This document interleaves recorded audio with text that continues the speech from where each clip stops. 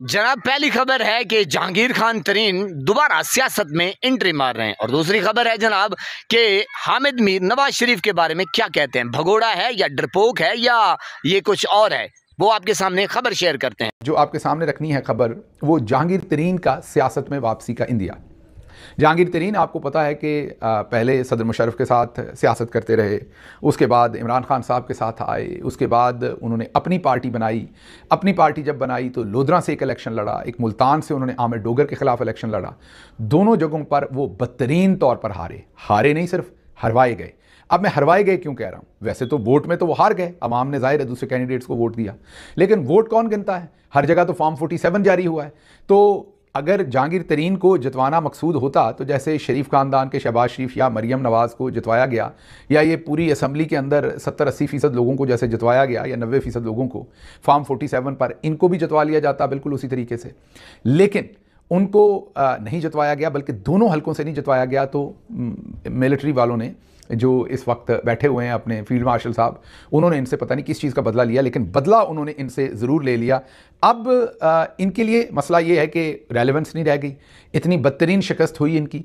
और दूसरा, इन्होंने बुरा काम ये किया कि पाकिस्तान तहरीक इंसाफ के जिन लोगों को अगवा करके लाया गया था टेलीविज़न पर और उनसे ज़बरदस्ती पार्टियाँ चेंज करवाई जा रही थी, जैसा कि अली नवाज़ अवान, उनको भी इन्होंने साथ बिठाकर पार्टी में शमूलियत कराई। मीन ना सिर्फ इन्होंने एक नई पार्टी बनाई, एक नई जर्नैली पार्टी बनाई, ना सिर्फ ये बदतरीन तरीके से हारे, बल्कि अगवा करवा लिया इन्होंने लोगों को। इकबाल शाह को अगवा करवा लिया जो इनके मद्दे मुकाबल थे लोधरा में। मीन बदतरीन काम इन्होंने किए। अब दोबारा प्रेस कॉन्फ्रेंस में बैठ के उन्होंने इस बात का ऐलान किया है कि मखदूम अहमद महमूद, जो कि गवर्नर रहे हैं साहब, पीपल्स पार्टी में हैं। बिस्मिल्लाहिर्रहमानिर्रहीम, अस्सलाम वालेकुम वरहमतुल्लाहि वबरकातुहू। मैं आज़म दर्द, आप मेरा यूट्यूब चैनल देखने सुन रहे हैं आज़म दर्द ऑफिशियल। अल्लाह पाक आपको सलामत रखे, हंसता बसता फूलों की तरह महकता हुआ रखे। नमाज 5 वक्त अदा किया करें, वालिदैन की खिदमत करते रहा करें, हमसायों का रखे खास ख्याल।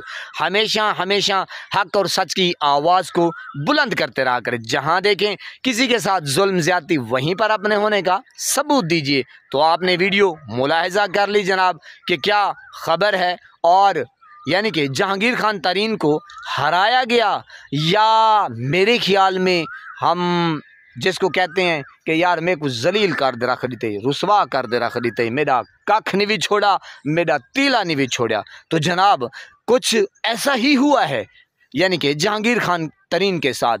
बाकी जो हैं वो तो जनाब जीत गए हैं, वो जो आम थे, यानी कि जो किसी खाते के नहीं थे, तो जनाब उनको फॉर्म 47 के तहत जितवा के सीटों के ऊपर बिठाया गया। वो सेनेटर हैं, वो पता नहीं क्या क्या प्रोटोकॉल एंजॉय कर रहे हैं, लेकिन जहांगीर खान तरीन को धोखा दिया गया। इनकी आंखों, मैंने कहा, झूल धोंकी गई, मट्टी तो जनाब आपके सामने है। यानी कि आप सारा सिनेरियो जो है वो देखें, महसूस करें कि यार इतना बड़ा आदमी और पैसों वाला, इसको पहले खान साहब से अलहदा करवाया गया, फिर जनाब क्या करवाया गया, अपनी अलहदा पार्टी बनवाई गई, फिर जनाब बस आप जीत जाएंगे। तो फिर जनाब हुआ क्या, खल्लासी कर डाला। तो जनाब ये है दाल में काला, मुझे तो सारी दाल काली लगती है। जिस तरह आज बहुत से लोग कहते हैं ना, ओ जी हामिद मीर इमरान खान को बड़ा सपोर्ट कर रहा है। भाई जो भी वजीर आजम जेल के अंदर चला जाएगा, हामिद मीर जो है वो देखेगा कि इसका जो केस बना ठीक है, गलत है। केस गलत है तो मैं उसको सपोर्ट करूंगा। तो मैंने उस वक्त देखा नवाज शरीफ साहब पे केस गलत बना हुआ है, मैं उनको सपोर्ट करता था। लोग कहते थे इसने भाग जाना है, हामिद मीर इसने भाग जाना है, ये पहले भी भाग गया था, मुशर्रफ के दौर में भाग गया था, ये फिर भाग जाएगा। मैं कहता था कहां भाग जाएगा, ये पाकिस्तान से बाहर भाग जाएगा।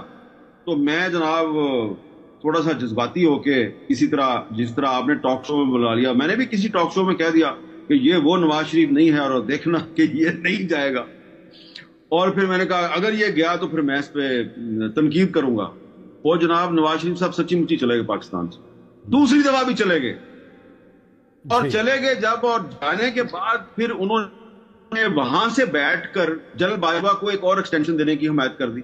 बहरहाल जनाब आपने हामिद मीर की भी गुफ्तगू सुनी कि जनाब नवाज शरीफ कैसा है, वैसा है, ऐसा है। अब मैं क्या डिबेट करूं, वो आपके सामने है। सारी बात जो है आप उस बात का लुब्बे लुबाब समझ चुके हैं। अगर मैं कहूँ कि डरपोक है, डील करने वाला है, ढील दे देता है, भाग जाता है, 1 दफ़ा 2 दफ़ा 3 दफ़ा, हर दफ़ा भाग जाता है, तो जनाब वो फिर लीडर नहीं रहता, वो लीडर की औकात ही नहीं रहती, लीडर की वैल्यू ही नहीं रहती ना। वो मैंने कहा फिर वो क्या कहे, अवाम का एतमाद जो होता है ना वो उठ जाता है। तो यहाँ लीडर जो होता है वो उसके अंदर स्टेमिना होना चाहिए, वो उसके अंदर पावर होनी चाहिए, वो लीड कर रहा होता है, उसकी जो अवाम है वो देख रही होती है, उसको सुन रही होती है, उसके पीछे चल रही होती है। तो ये है जनाब चाचा नवाज शरीफ। अब मैं और कोई बात नहीं करना चाहता, आपके सामने है।